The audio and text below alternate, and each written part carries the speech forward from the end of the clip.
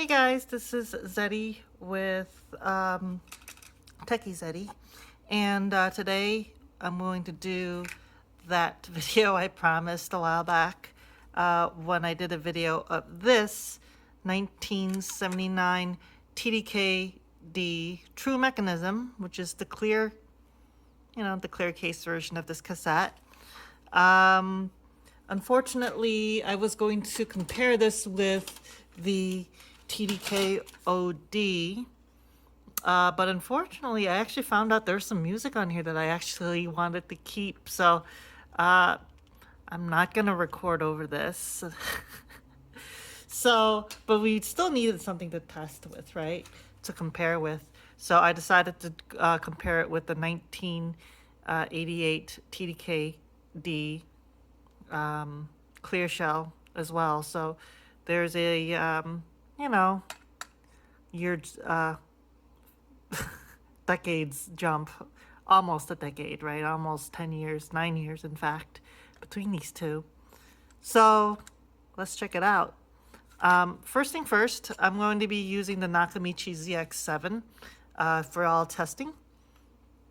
Dolby is turned off. We're not using Dolby at all. And these tapes this is already calibrated for the 1979 TDK D. So azimuth is good. So is the level. And as you can see, so is the bias. So did that for the interest of time, because let's compare this to TDK D. Let's see how that sounds. How that bias against. So let's do this. Azimuth is off, which is kind of expected since it's a different shell.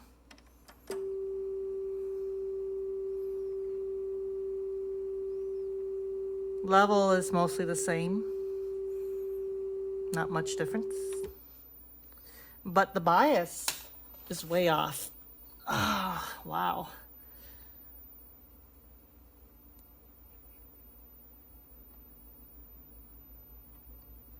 So I don't know if that means that this records more bass.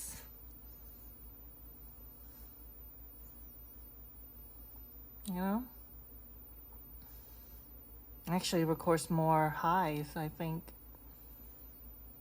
But there we go. Now it looks good.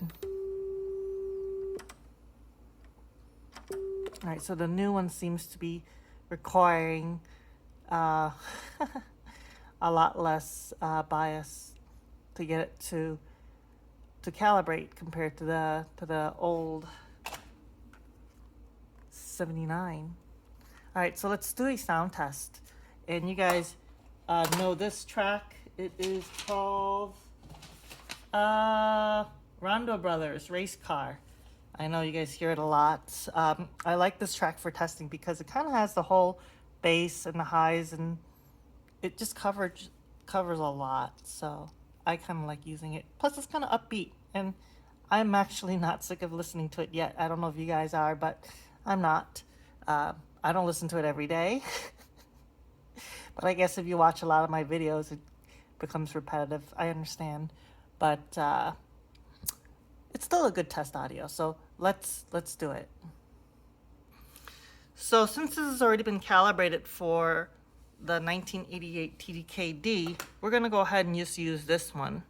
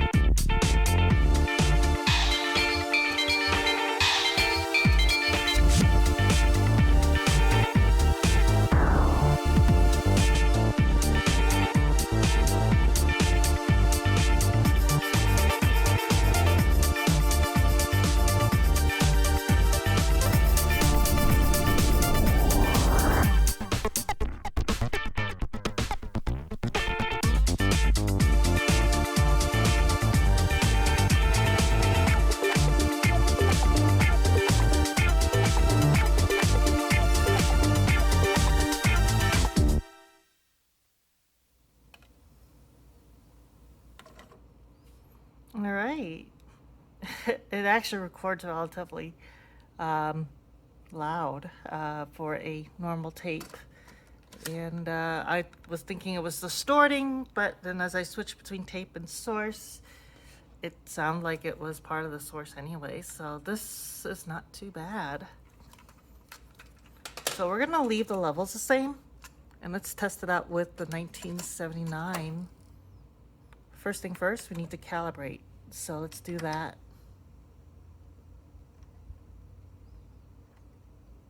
Okay, oop, overshot it.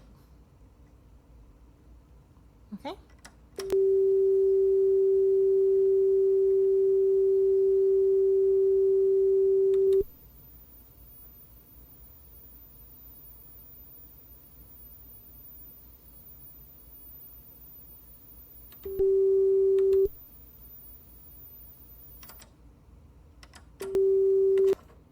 Okay, we're good.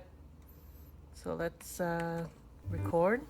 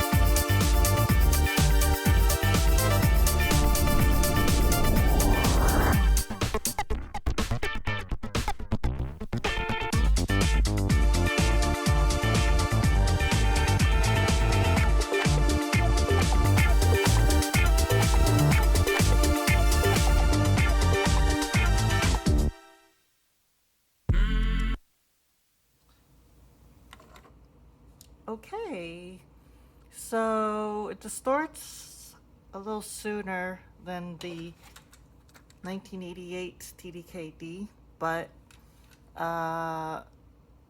it still sounds pretty darn good, I think. Just keep it around plus 3 dB and you're good. Whereas this one, I think plus 4. It's not that much of a difference, really. But dynamic-wise, they both sound pretty good. I mean, there's still some coloration you can tell between source and the tape.